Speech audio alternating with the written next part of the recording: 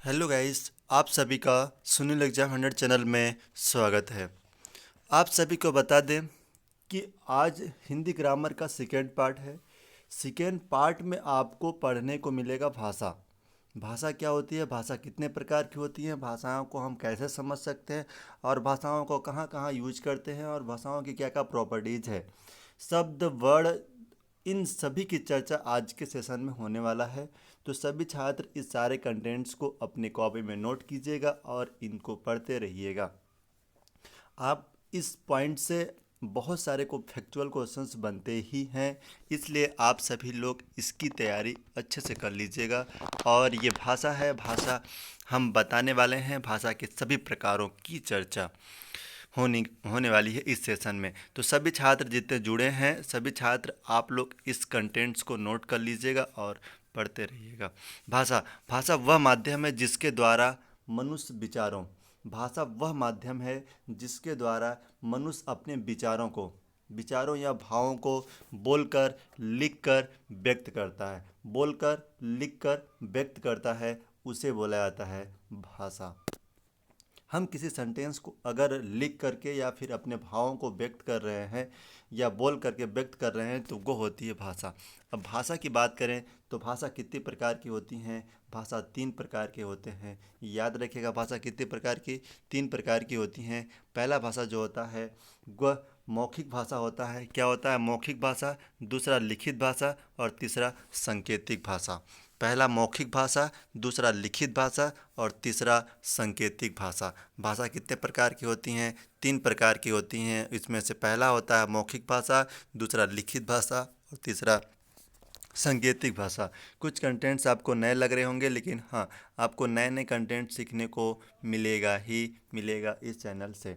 अब बात करते हैं भाषा की विशेषताएं क्या हैं, भाषा की प्रॉपर्टीज़ क्या है, भाषा को हम कैसे जान सकते हैं, भाषा में क्या मतलब गुण होता है। इन सभी की चर्चा अभी इस पॉइंट से हम डिक्लेयर करने वाले हैं। भाषा में निम्नलिखित विशेषताएं होती हैं। भाषा की जो होती है वो निम्नलिखित विशेषताएं होती हैं। भाषा प्रतीकात्मक रूप है या प्रतीकात्मक होता है। भाषा ध्वनिमय होता है, मतलब जैसे हम बोलते हैं तो उसमें क्या होती है, ध्वनि होती है। जैसे अभी हम बोल पा रहे हैं तो किसी भाषा को ही बोल पा रहे हैं, किसी भाषा को ही पढ़ पा रहे हैं। भाषा का संबंध मनुष्य से है, भाषा का संबंध मनुष्य से ही। भाषा जो होता है वो मनुष्य ही बोलता है, ना कि जानवर बोलते हैं। जानवर आप देखा होगा कि वो जानवर किसी प्रकार की भाषा नहीं बोलते हैं, वो अपने हिसाब से जो भी सेंटेंस बोलते हैं, लेकिन हम लोग उसको नहीं समझ पाते हैं। भाषा मुख से उच्चारित होता है। जो भाषा है वो हमारे मुख से या हमारे माउथ से उच्चारित होता है। भाषा एक भाषा एक व्यवस्था है जो अनुकरण से आती है। भाषा एक ऐसी व्यवस्था है जो अनुकरण से आती है। किससे आती है? अनुकरण। भाषा परिवर्तनशील है। भाषा क्या है? परिवर्तनशील है। भाषा क्या है? परिवर्तनशील है। भाषा की क्षेत्रीय सीमा होती है। भाषा क्या कैसी होती है? क्षेत्रीय सीमा, मतलब जो भाषा होती है किसी एक क्षेत्र में बोली जाती है। भाषा हर एक जगह सेम नहीं होती है। जैसे हम किसी भी दूसरे देश में चले जाएं, दूसरे कंट्रीज में चले जाएं, तो वहाँ पे ये सेम भाषा नहीं होती है। जैसे दूसरे स्टेट में भी चले जाएं तो वहाँ पर भी सेम भाषाएं नहीं होती हैं, अलग अलग होती हैं। तो भाषा क्या है? एक क्षेत्रीय भाषा है। और अगला जो लिखा है 8 नंबर, भाषा सरलता एवं प्रौढ़ता की दिशा में संतत गतिशील होती है। और अगला 10 नंबर जो विशेषताएं हैं भाषा की, भाषा का विकास नदी की धारा के समान आवत गति से होता है। भाषा का जो निर्माण होता है, एक एग्जाम्पल समझाया गया है, एक पॉइंट समझाया गया है, नदी की धारा के समान। किसके समान? नदी की धारा के समान भाषा की विशेषताएं होती हैं। अब बात करते हैं कुछ और अगले कंटेंट्स की। अक्षर और वर्ड। आप लोगों ने बहुत बार अक्षर को लिखा होगा, बहुत बार वर्ड को लिखा होगा। तो अब बताएंगे अक्षर या वर्ड क्या होता है। जैसे कई अक्षरों से आप शब्द को बनाते हैं। अक्षर क्या होता है?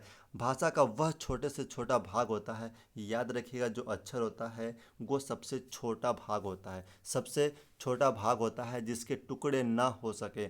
जिसके टुकड़े मतलब उसको एक, जैसे क लिखा है तो इस क को हम टुकड़ा नहीं कर सकते, वो अक्षर होता है। जैसे स लिखा है तो उस स को टुकड़ा नहीं कर सकते, ट लिखा है तो टुकड़ा नहीं किया जा सकता है। तो अक्षर या वर्ड भाषा का वह छोटा से छोटा भाग होता है, वह छोटा से छोटा भाग होता है जिसका टुकड़ा नहीं किया जा सकता है। जैसे आ ई, मतलब ऐसे कुछ सेंटेंस लिए गए हैं जिसके टुकड़ा टुकड़ा मतलब जिसको हम अलग पार्ट्स में नहीं तोड़ सकते। अब बात करते हैं हम शब्द की। शब्द क्या होता है? अक्षरों के योग से जो अक्षर होते हैं या वर्ड होते हैं, जो वर्डों के योग से या अक्षरों के योग से किसके अक्षरों के योग से बनने वाला ध्वनि समूह को शब्द कहते हैं। जैसे हम कई अक्षर को अभी बोल के शब्द स और ब फिर द, इन सभी को मिला करके हम एक शब्द बना दिए, और इसमें स और ब और द ये क्या है? अक्षर है। इसके अंतर्गत क्या है? अक्षर है।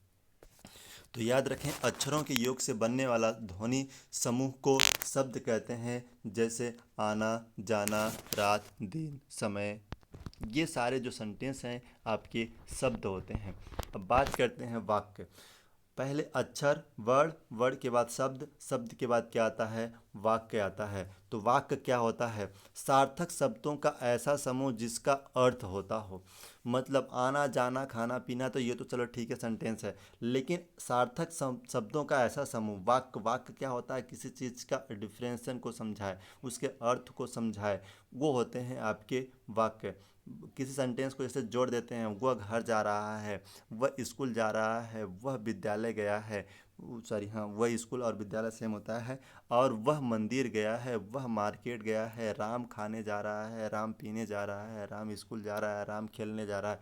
ऐसे सेंटेंस जो बनते हैं वो वाक्य होते हैं। क्या होते हैं? वाक्य होते हैं। सार्थक शब्दों का ऐसा समूह जिसका कोई अर्थ होता हो, वाक्य कहलाता है। जैसे राम घर जा रहा है, तो राम का क्या काम हो रहा है? घर जाने का कार्य हो रहा है। अब हम बात करते हैं कुछ और लिपियां जो यूज की जाती हैं। लिपि किसे कहते हैं? क्या कहते हैं? लिपि किसे कहते हैं? लिपि किसे कहते हैं? तो याद रखिएगा, लिपि क्या होती है? भाषा के लिखने के तरीके को लिपि कहते हैं। जो भाषा होती हैं, भाषा के लिखने के तरीके, जो आपके लिखने के कॉन्सेप्ट होते हैं, उन सारे पॉइंट्स को क्या बोला जाता है? लिपि बोली जाती है। भाषा के उच्चारित स्वरूप को लिखने के लिए जिन चिन्हों का प्रयोग किया जाता है उसे लिपि कहते हैं। मतलब शब्द को लिखने के लिए जिन चिन्हों का हम प्रयोग करते हैं उसे लिपि कहते हैं। याद रखिएगा, भाषा के उच्चारित स्वरूप को लिखने के लिए जिन चिन्हों का प्रयोग किया जाता है उसे लिपि कहते हैं। अब हम बात करते हैं विभिन्न भाषाएं एवं उनकी लिपियां। विभिन्न भाषाएं एवं उनकी लिपियों की चर्चा करने वाले हैं हम। विभिन्न भाषाएं एवं उनकी लिपि। तो भाषा और लिपि। हिंदी देवनागरी, हिंदी भाषा देवनागरी। बंगला बंगला। पंजाबी गुरुमुखी। गुजराती मलयालम। ये इसकी देखिए, गुजराती जो है उसकी लिपि क्या है? मलयालम। पंजाबी क्या है? गुरुमुखी है। बंगला बंगला ही लिपि है। हिंदी देवनागरी। हिंदी जो सेंटेंस है वो देवनागरी लिपि से ली गई है। अंग्रेजी रोमन शब्द होता है। मलयालम गुजराती। संस्कृत देवनागरी। संस्कृत भी क्या है? देवनागरी है। उर्दू फारसी। नेपाली देवनागरी। नेपाली क्या है? देवनागरी है। ये आपके क्वेश्चंस जो हैं बहुत बार पूछे जा चुके हैं, ऑब्जेक्टिव में भी पूछे जाते हैं कि जो ये सेंटेंस है ये किस लिपि से ली गई है। तो याद रखिएगा, नेपाली देवनागरी, कोंकणी देवनागरी, डोगरी देवनागरी। नेपाली, कोंकणी और देवनागरी। और आपको संस्कृत और हिंदी, ये जो सेंटेंस हैं देवनागरी से लिए गए हैं। किससे लिए गए हैं? देवनागरी से लिए गए हैं। मतलब देवनागरी लिपि है। क्या है? लिपि। मतलब जिस शब्द को, हाँ, क्या बात कर रहे थे हम? लिपि की। किसकी चर्चा कर रहे थे? लिपि की। तो आपको पता है कि लिपि क्या होती है? भाषा के लिखने के तरीकों को लिपि कहते हैं। जिन चिन्हों को हम प्रयोग करते हैं उसे लिपि करते हैं। आप लोगों ने इतने सारे कंटेंट्स को देख लिया होगा कि लिपि इतनी अगर आप लोगों ने याद कर लेंगे तो बहुत हेल्पफुल हो जाएगा आपको लिपि से। क्योंकि लिपि जो है, भाषा और लिपि जो है, जो क्वेश्चंस बनते हैं इतने के ही अंदर बनते हैं। अब बात करते हैं हम हिंदी का महत्व। हिंदी का महत्व हमारे देश में या फिर हमारे जगहों पे हिंदी का महत्व क्या है? हिंदी का महत्व, हिंदी भाषा के एक विशाल भूभाग है। हिंदी भाषा के एक विशाल भूभाग पर बोली जाने वाली भाषा है। मतलब किसी एक जगह, जैसे हम किसी पूर्व पश्चिम इलाका, किसी भी इलाका में ले लेते हैं, वो एक जगह बोली जाने वाली भाषा है, ये बोली जाने वाली शब्द है। हिंदी हिंदी भारत के एक विशाल भूभाग पर बोली जाने वाली भाषा है। मतलब हमारा जो भारत है सबसे अधिक हिंदी भाषा का प्रयोग करता है।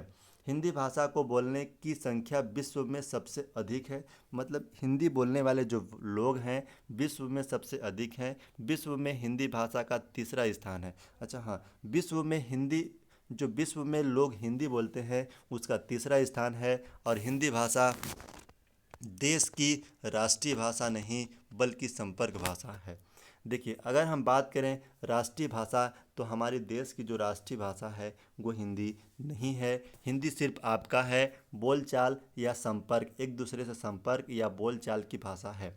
यह राष्ट्रीय एकता को मजबूत या व्यापक बनाती है। जो भाषा है यह हमारी राष्ट्रीय एकता को मजबूत और व्यापक बनाती है। कौन? आपकी हिंदी भाषा का महत्व इतना है। और आगे बात करते हैं हिंदी भाषा की कुछ हम। हिंदी भाषा में जो बोला जाता है वही लिखा जाता है। हाँ, आप लोग इन कॉन्सेप्ट को लिखिएगा और 1 से 2 बार पढ़ लेंगे तो सारे कॉन्सेप्ट आपको, सारे पॉइंट्स क्लियर हो जाएंगे। हिंदी भाषा में जो बोला जाता है वही लिखा जाता है। यह भाषा पूर्णतः वैज्ञानिक है। भाषा पूर्णतः वैज्ञानिक है। एक ध्वनि के लिए इसमें एक ही चिन्ह यह इसकी सबसे बड़ी विशेषता है। इसमें उच्चारित ध्वनियों ही अंकित होती हैं। उच्चारित ध्वनियाँ ही इसमें अंकित होती हैं।